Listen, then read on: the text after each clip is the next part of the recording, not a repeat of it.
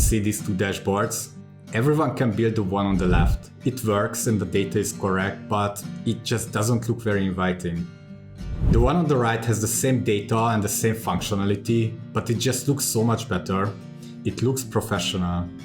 It's almost the same layout, the same visuals, and the same information, so what's the difference? Figma. But here's the problem. Figma has hundreds of features and most of the resources teach you how to create UI design for websites and apps. A lot of stuff you will never use in Power BI. You just want to know how can you make your reports look better.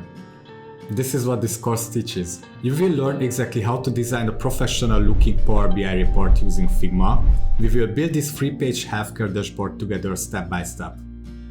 By the end you will know how to turn basic reports into professional designs, how to choose colors that work, how to build dynamic and flexible layouts, how to create custom icons and navigations, and you will get a complete Figma to Power BI workflow.